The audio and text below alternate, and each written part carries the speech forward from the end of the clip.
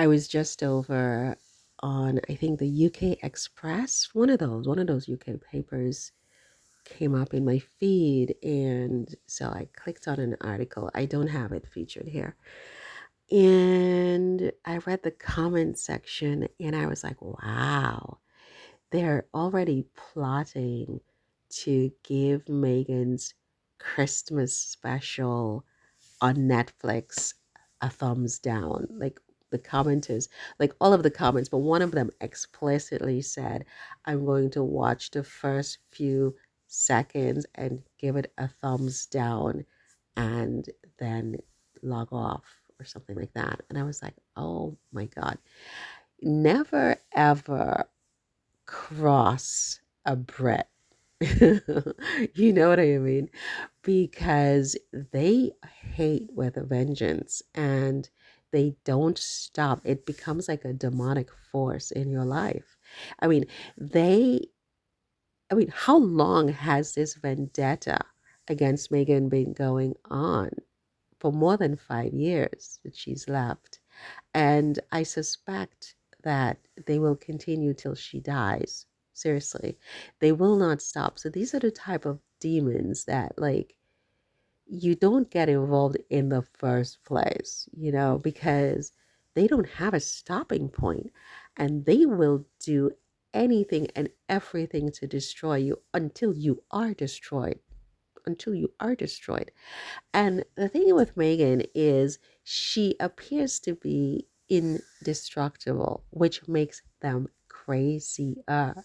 It doesn't make them go away and accept defeat. It makes them crazier and it increases the demonic shield around them. And they keep digging and throwing everything possible and resurrecting stuff until they want her to die. That's what they want.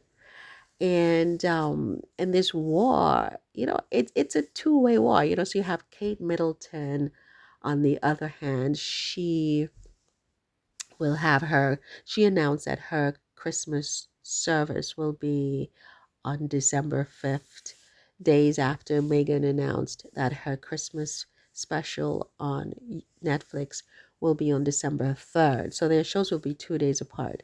So there's this war between these two continues. And it's not necessarily these two who are doing it, although maybe behind the scenes they do hate each other. Maybe. But maybe they don't even hate each other. The war is mostly between the two camps that either support Megan or support Kate, right? Um, and these camps are not going to stop. They're not going to stop attacking Megan. And because they're not going to stop attacking Megan, we can't stop defending Megan, right? Because if we do, they will kill Megan, literally, from the stress, right? But they are not going to stop. I mean, they plan in advance what they are going to do to try to dismantle everything that Megan does. And what did she ever do to them?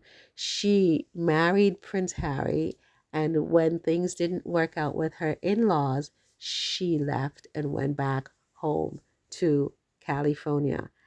And that's all, right? That is all why these little demons, little big, medium sized demons, have set their hooks on Megan to just rip her to shreds, and they will not stop until they see blood. I'm convinced of this, right? And it's pretty sad because here's what I feel at this point, at this juncture. Maybe I've evolved some, and maybe I will unevolve some. This is an active um, war zone, really. But I feel like there's room for Megan and Kate to coexist and to achieve and to excel and to be loved by their respective fan base and not sort of put them in this perpetual 100-year war.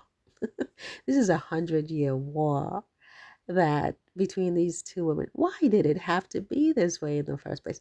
I mean, Sussex Squad, I know why. I know what happened. I was there, remember? But it's kind of like, I'm saying, even from the very start, why did they have to do this? Why did they have to turn this relationship between Harry and Meghan into this? You know, the royal family was so threatened by having this young woman in the fold. All of them from the top down, from Queen Elizabeth all the way down. They were threatened. I remember Queen Elizabeth said something about, to paraphrase, that Meghan is a bad omen for the family, for the monarchy. Somehow Meghan is going to be the thing that brings down the monarchy. I remember Queen Elizabeth saying something to that effect. I paraphrase. And so they always just saw her as a dark cloud. And I can't understand, why did they have to take that position in the first place? I mean, she was always such a beautiful girl, so accomplished, charming, well turned out.